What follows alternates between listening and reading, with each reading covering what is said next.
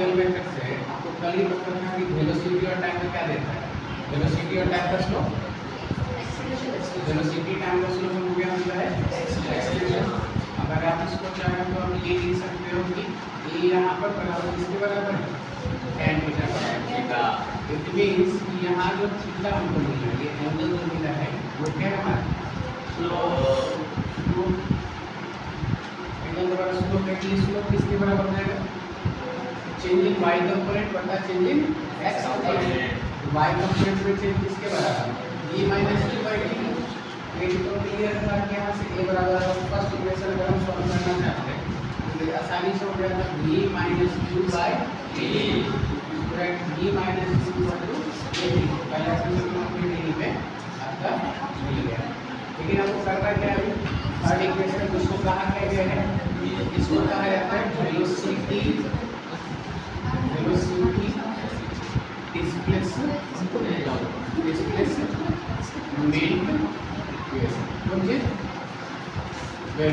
Displacement equation. तो आपको भी पता है कि कोई भी वेलोसिटी टाइम का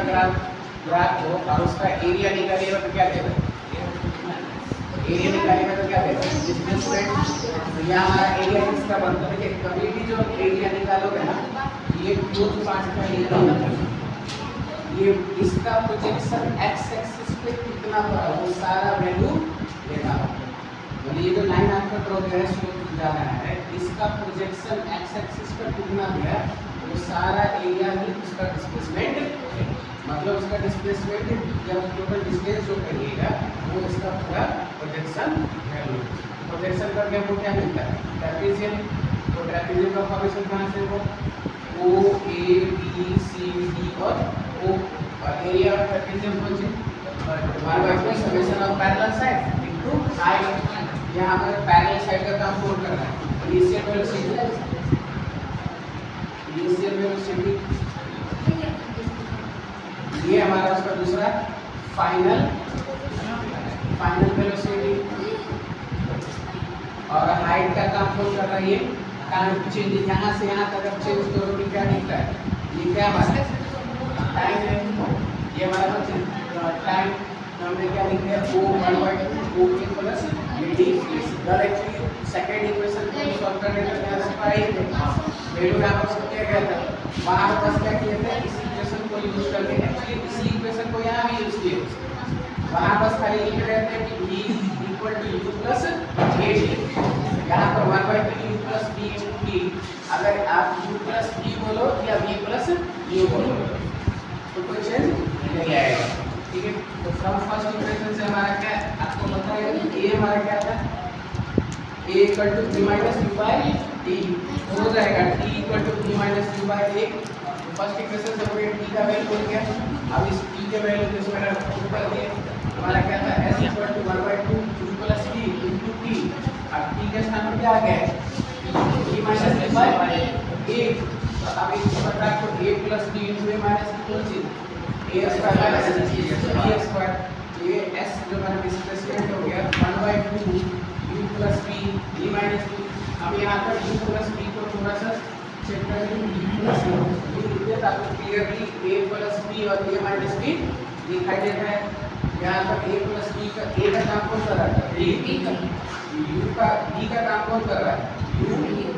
तो आपको क्या मिल गया b square minus u square बटा में यहाँ पर 2 इंटू a, 2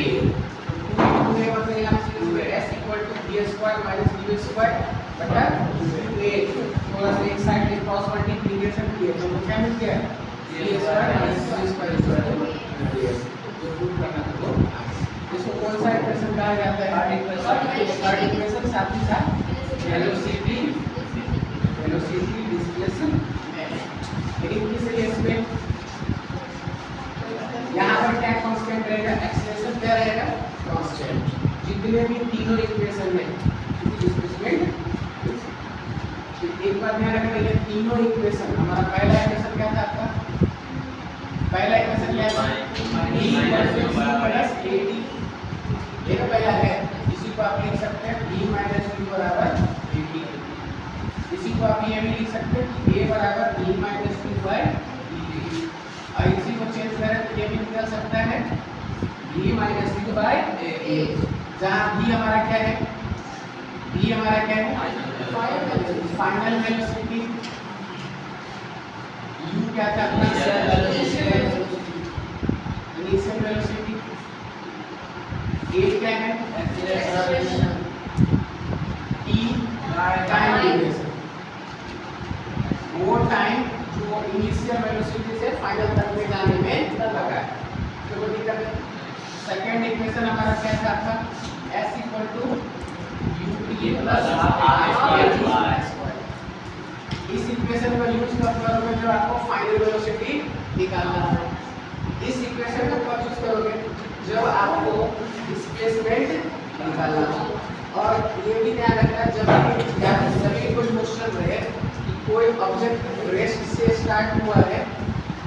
और सम टाइम के बाद कहाँ पर पहुंच गया है, कोई फाइन किसी डिस्टेंस से पहुंचा, इस केस में आपको ऑलवेज ये यूज करना है। और ये किसी दूसरे से सॉल्व कर सकते हैं, लेकिन ज़्यादा बेहतर है क्योंकि जैसे मान लो एक ऑब्जेक्ट है जिसको हम यहाँ से रेस्ट में इसको छोड़े, जो बोला ये केस पहले इनिशियल से जो फाइनल वाला केस में है वो रेस्ट से स्टार्ट हुआ, कुछ डिस्टेंस कवर किया, ऐसा क्यों नहीं होगा तो आप सही से सॉल्व करोगे